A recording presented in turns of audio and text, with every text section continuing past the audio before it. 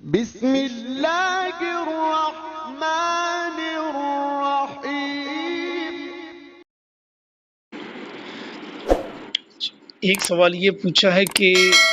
کپڑے کو نجاست لگ جائے تو کس حد تک معاف ہے؟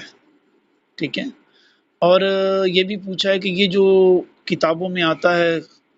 نجاست غلیظہ اور خفیفہ، یہ کیا ہے؟ یہ تھوڑا سا توجہ فرمائیے گا، نجاست غلیظہ اور خفیفہ کیا ہے؟ سب سے پہلے میں نجاست غلیظہ کے بارے میں آپ کو بتا دوں کہ نجاست غلیظہ کیا ہے۔ مثلا آدمی کا پخانہ، پیشاب، شراب، خون، جانوروں کا گوبر اور حرام جانوروں کا پیشاب، ٹھیک ہے، یہ ساری چیزیں نجاست غلیظہ میں ہیں۔ اب ان چیزوں کے اندر جو چیزیں بہنے والی ہیں، صحیح ہے، جیسے پیشاب ہو گیا، شراب ہو گئی، خون ہو گیا اور حرام جانوروں کا پیشاب، ٹھیک ہے، یہ بہنے والی چیزیں ہیں، ٹھیک ہے، تو یہ اگر کپڑے پہ لگ جائیں تو 1 روپے کے پھیلاؤ کے بقدر معاف ہے، یعنی جتنی ہماری ہتھیلی ہے نا، اس ہتھیلی کے بقدر 1 روپیہ ہوتا ہے، ٹھیک ہے، تو اس کے بقدر یہ معاف ہے، ٹھیک ہے۔ اور اگر گاڑی ہو نجاست، ٹھیک ہے، گاڑی ہو نجاست تو وہ 5 ماشے وزن تک معاف ہے، اس سے زیادہ جو ہے، اس سے زیادہ ہو تو نماز نہیں ہوگی۔ تو گویا کہ نجاست غلیظہ میں 2 چیزیں آ گئیں، نمبر 1 بہنے والی اور نمبر 2 گاڑی۔ جو گاڑی ہیں وہ آدمی کا پخانہ ہو گیا اور گوبر ہو گیا، ٹھیک ہے، تو یہ تو ہو گئی نجاست غلیظہ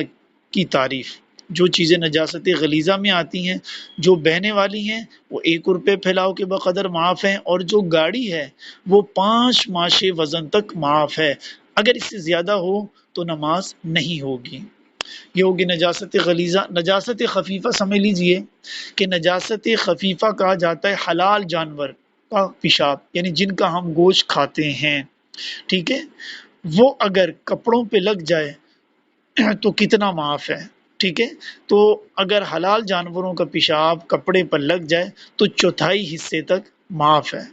ٹھیک ہے۔ اب 1/4 حصہ کیا شمار ہوگا؟ 1/4 کپڑے سے مراد کپڑے کا وہ حصہ جس پر نجاست لگی ہو، مثلا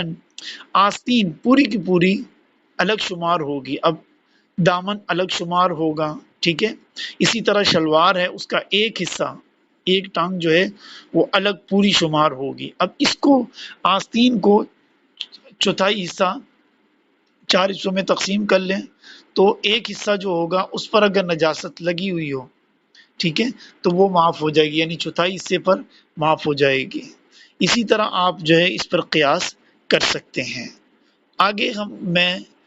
اس کی 3 صورتیں جو ہے نا بتا دیتا ہوں کہ اگر کسی شخص کے پاس یہی ناپاک کپڑا ہو اور اس کپڑے کو پاک کرنے کی کوئی صورت نہ ہو، مثلا ایک آدمی ایسی جگہ پر ہے، جنگل میں، ویرانے میں، یا کوئی ایسی جگہ پہ موجود ہے جہاں پر اس کے پاس اس کپڑے کو دھونے کے لیے،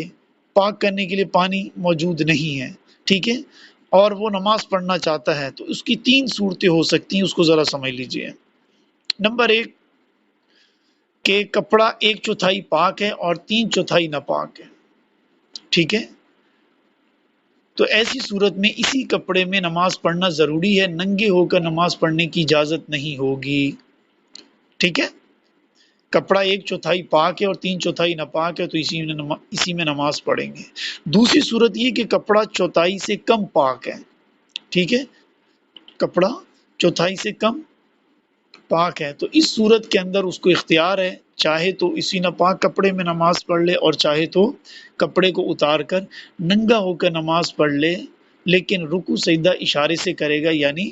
بیٹھ کر نماز پڑھے گا، اس میں اختیار آ گیا ہے، ٹھیک ہے۔ تیسری صورت یہ کہ کپڑا پورے کا پورا ناپاک ہے، تو اس صورت کے اندر وہ کپڑے اتار کر نماز پڑھے گا، ٹھیک ہے، اور بیٹھ کر جو ہے وہ آدمی نماز پڑھے گا اور رکوع سجدہ اشارے سے کرے گا، کپڑے اتار کے نماز پڑھے گا، ٹھیک ہے، اور بیٹھ کر نماز پڑھے گا اور رکوع سجدہ اشارے سے کرے گا۔ دیکھیں پہلی صورت کے اندر تو 1/4 تھا،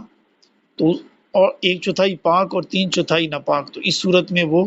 نماز انہی کپڑوں میں پڑھے گا، ٹھیک ہے، چونکہ 1/4 کپڑا پاک ہے۔ دوسری صورت یہ ہوئی کہ 1/4 سے کم کپڑا جو ہے نا وہ ناپاک تھا، تو اس صورت میں اب اس کو اختیار دے دیا شریعت نے کہ چاہے تو اسی میں پڑھ لے اور چاہے تو کپڑے اتار کر پڑھ لیں۔ تیسری صورت کے اندر یہ ہوا کہ کپڑا پورا کا پورا ناپاک ہے، تو اس صورت میں شریعت نے اس کو اختیار نہیں دیا بلکہ حکم لگا دیا کہ تم کپڑے جو ہے اتار کے نماز پڑھو گے، ٹھیک ہے، اور نماز کے لیے نماز کیسے پڑھیں گے؟ بیٹھ جائیں گے اور رکوع سجدہ جو ہے وہ اشارے سے کرے گا تاکہ سطر جو ہے وہ نہ کھل سکے۔ تو یہ نجاست غلیظہ اور خفیفہ کی تعریف بھی آ گئی، اور اس کے اندر جو ہے اگر کپڑا ناپاک ہو اور ایسی جگہ ہو جہاں پر پانی وغیرہ نہ ہو اور وہ اس کو پاک نہ کر سکتا ہو تو اس کا کیا حکم ہوگا، یہ اس کے اندر آ گیا ہے۔ اگر کسی کو دوبارہ وضاحت کی ضرورت ہو تو وہ پوچھ سکتا ہے۔